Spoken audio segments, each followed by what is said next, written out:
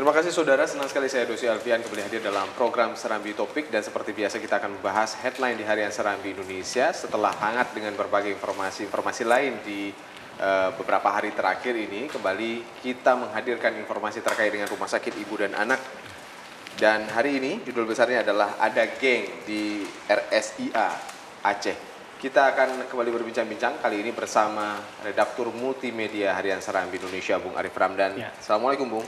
Waalaikumsalam, Bung Desi. Terima kasih sudah hadir dengan berbagai informasi-informasi yang hangat yang kita dapatkan. Kenapa kemudian informasi terkait dengan pernyataan dari salah satu anggota Komisi 6 DPRA, Bapak Teguh Iskandar Daud ini sebagai headline di Harian Serambi Indonesia.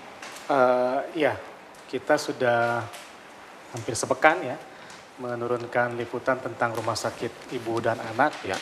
Dari kasus pertama meninggal ibu hamil dan bayinya, kemudian beralih kepada pergantian direktur Rumah Sakit Ibu dan Anak dan gubernur sudah melakukan sidak waktu itu dan pergantian direktur rumah sakit adalah bagian dari salah satu upaya untuk memperbaiki kinerja Rumah Sakit Ibu dan Anak. Ya. Tetapi kemudian kemarin pihak Dewan berpendapat bahwa pergantian direktur tidak serta-merta menyelesaikan persoalan yang sudah banyak di situ. Jadi dia sebutkan ada orang geng besar di situ yang sebetulnya bermain dalam kisruh Rumah Sakit Ibu dan Anak selama ini. Ini juga terkait dengan hak-hak para perawat ya, para medis di sana yang juga pernah demo sudah 5 bulan tidak dibayar jasa medisnya. Nah, DPR melihat pergantian direktur itu bukan sesuatu yang akan menyelesaikan masalah. Sudah berselemak sekali masalah di situ. Sudah banyak masalah di situ. Jadi mereka mengharapkan dibersihkanlah rumah sakit itu karena dia kan pelayanan umum gitu. Jangan sampai direkturnya sudah diganti, persoalan-persoalan yang menyangkut hak para perawat di situ, hak para medis di situ, persoalan pelayanan umum juga belum selesai. Masih juga menimbulkan persoalan-persoalan lain. DPR melihat sudah cukup akut lah persoalan di situ. Ya, jadi mereka berharap gubernur ya totalitas melakukan perombakan. Kalau dia merombak kabinet ya di situ di Rumah Sakit Ibu dan Anak. Tapi mungkin kemudian gubernur masuk secara detail seperti itu untuk bisa merombak semuanya. Saya pikir gubernur kan sebagai kepala pemerintahan di Aceh punya wewenang untuk itu, ya cukup mengganti direkturnya dan direkturnya kemudian juga merombak orang-orang atau pihak-pihak yang di dalam itu diduga menjadi bagian masalah besar selama ini di Rumah Sakit Ibu dan Anak ya. Seperti itu. Baik. Seorang direktur tidak mampu untuk bisa menyelesaikan persoalan-persoalan yang informasi yang mencuat seperti itu. Jadi selama ini di sana salah satu bagian vital justru yang memainkan peran terhadap kinerja rumah sakit itu. Sehingga hak-hak, jangankan hak-hak pasien dari luar, hak-hak di dalam sendiri juga bermasalah. Sehingga beberapa bulan yang lalu para pegawai demo menuntut jasa medis, uang jasa medis yang sudah 5 bulan kabarnya tidak dibayar. Meskipun kemarin direktur RSIA yang belum diganti itu mengatakan sudah kok, sudah dibayar. Ya. Tapi faktanya para bidan di sana, para perawat mengaku belum. Gitu. Nah, hasil penyelidikan atau hasil sidak dan hasil pertemuan DPRA menemukan hal yang itu sesungguhnya masalah yang paling besar di sana. Jadi manajemennya juga harus diperbaiki total dari mulai kepala sampai ke bawah sekali di dalam rumah sakit itu sendiri. Kita menyebut ada geng di rumah sakit. Kalau ada geng, ya kita sebutkan geng itu kan yang disampaikan oleh DPR ya. Di sini Iskandar Daud mengatakan seperti itu. Ada geng, berarti kan sesungguhnya geng itulah yang melakukan peran. Ada kekuatan besar yang sehingga direktur pemimpin di sini. RSIA tidak bisa berbuat apa-apa. Tetap saja dokter tidak dibayar, perawat tidak dibayar, tidak mendapat haknya. Gitu.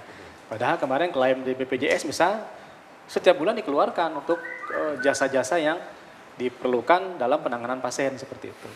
Oke, seorang direktur sudah bisa menyelesaikan geng ini sendiri ya? Kita berharap dengan diangkatnya Pak Amri ya, Pak Amri Kiflan, direktur yang baru, beliau tidak seperti direktur-direktur sebelumnya. Gitu. Ya. Mudah-mudahan beliau juga bisa merombak, ya mengembalikan posisi masing-masing jabatan di situ sehingga sinergi pelayanan sebagai lembaga umum untuk pelayanan masyarakat ya rakyat Aceh dalam hal kesehatan terjamin. Karena memang kisruh ini ya kita melihat dari awal meninggalnya keluarga Suryani dengan bayinya, kemudian berimbas, bertemulah ini. Rupanya persoalannya di sini gitu. Ya, Jadi di geng ini yang kemudian ada persoalan. tidak memberikan hak-hak. Iya, ada persoalan besar yang berakibat, berefek kepada pelayanan publik tadi. Yang mudah-mudahan direktur yang baru nanti mau sedikit mendengar, jangan sedikit lah, mau banyak mendengar tentang itu sesungguhnya yang terjadi di rumah itu, di LSA itu. Bung Arief, setelah kita kan concern ya untuk meliput sampai kemudian juga kepolisian komit kita informasikan untuk bisa menyelidiki kasus yang terjadi di rumah sakit ibu dan anak ini. Fakta-fakta apa yang kemudian bisa kita buktikan dari pelayanan kesehatan yang tidak faktanya maksimal? Sudah banyak, cukup banyak pasien yang terlantar dalam tanda petik. Misalkan karena itu urusan ibu dan anak, urusan melahirkan orang di situ, berarti urusannya nyawa. Gitu. Beberapa waktu yang lalu kita pernah mendengar seorang yang mau melahirkan, tidak ada dokter pakai beca, terpaksa melahirkan di atas beca. Itu kan sudah pernah kita liput juga. Kemudian pegawainya demo karena nggak dibayar. Kemudian sedikit-sedikit ada orang mau melahirkan ke sana, mintanya operasi gitu kan. Si pasien dikondisikan seperti harus panik, sehingga tidak ada pilihan lain, dia harus operasi di situ. Padahal sesungguhnya dia bisa melahirkan normal. Nah, ketika dia disebutkan dia harus operasi, berarti bayaran medisnya kan lebih besar. Jadi sebagian orang di sana mengambil yang lebih besar. Padahal sesungguhnya pelayanan tidak harus operasi misalnya seperti itu. Ini sudah banyak cerita di masyarakat yang keluarga Suryani menjadi orang yang pertama kali mau berbicara ke media belak-belakan tentang apa sesungguhnya yang sudah terjadi pada keluarga mereka. Tapi mirisnya setelah istri dan anak kandungnya meninggal. Setelah mereka kehilangan keluarganya ya, ibu dan anaknya ya, suaminya juga. Berterus terang, ini yang terjadi pada kami. Yang mudah-mudahan ini kasus ini yang terakhir. Jadi setelah gubernur merombak, mengganti direktur, kita ganti lu geng-gengnya itu.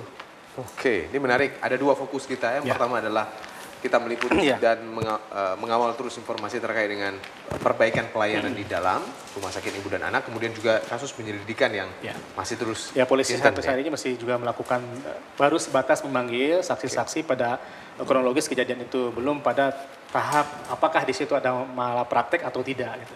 Masih memanggil. Tapi ada kemungkinan seperti hal seperti kita lihat, kita masih kejar keterangan polisi karena kemarin Kapolres mengatakan masih sebatas memanggil saksi pada kejadian itu, belum mengarah kepada penyelidikan lebih lanjut apakah itu kemudian masuk ke kategori malpraktek atau bukan. Oke. Kita akan lihat itu. Terima kasih Bung Arief Ramdan atas bincang-bincangnya hari ini, dan saudara, demikian perbincangan kami bersama redaktur Multimedia Harian Serambi Indonesia. Saya Dosi Alfian, kembali ke studio.